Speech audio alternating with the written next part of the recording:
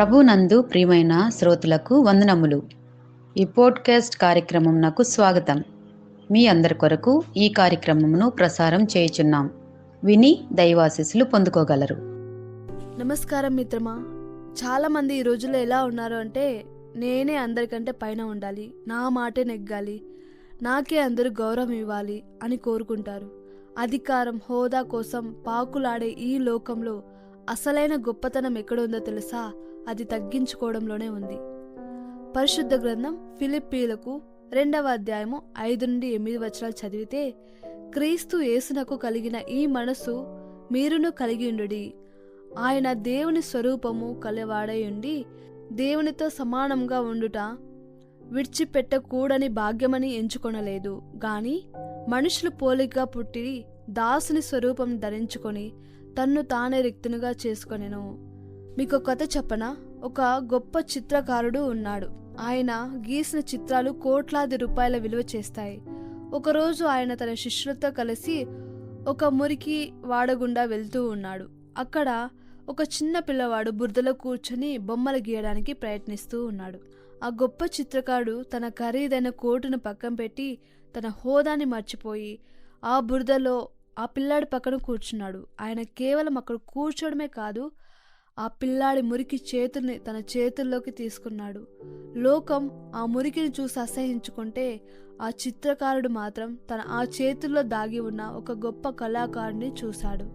ఆయన పట్టుకున్నది ఆ పిల్లాడి చేతిని మాత్రమే కాదు, ఆ పిల్లాడి భవిష్యత్తును. ఆ చిత్రకారుడు తన ఉన్నత స్థాయి నుండి ఆ పిల్లాడి స్థాయికి దిగి రావడం అనేది తన గొప్పతనాన్ని తగ్గించుకోవడం కాదు, ఆ పిల్లాడిని తన స్థాయికి ఎత్తి పట్టుకోవడానికి ఆయన చేసిన ఒక ప్రేమ ప్రయాణం. ఆ రోజు ఆయన ఆ మురికిని భరించకపోతే ఆ పిల్లాడికి ఆ విద్య అబ్బేదే కాదు, ఆ జీవితానికి వెలుగు వచ్చేదే కాదు. యేసు కూడా మన కోసం చేసింది ఇదే. అతని హోదాని వదిలేశాడు. ఆయన పరలోక వైభవాన్ని, సింహాసనాన్ని వదిలిపెట్టి మనలాంటి సామాన్య మనిషిగా పుట్టారు. ఆయన అందరి చేత సేవ చేయించుకోవడానికి రాలేదు, కానీ అందరికీ సేవ చేయడానికి వచ్చారు. చివరకు తన శిష్యుల పాదాలు కడిగి, నేను చేసినట్టే మీరు కూడా చేయండి అని చెప్పారు.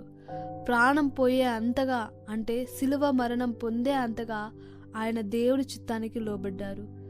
మనలో అహంకారం తల ఎత్తుతున్నప్పుడు ఒకసారి శిలువ వైపు చూడండి.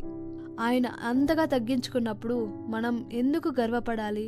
ఇంట్లో గాని, సంఘంలో గాని, ఆఫీస్లో గాని తగ్గించుకునే మనసును అలవాటు చేసుకుందాము.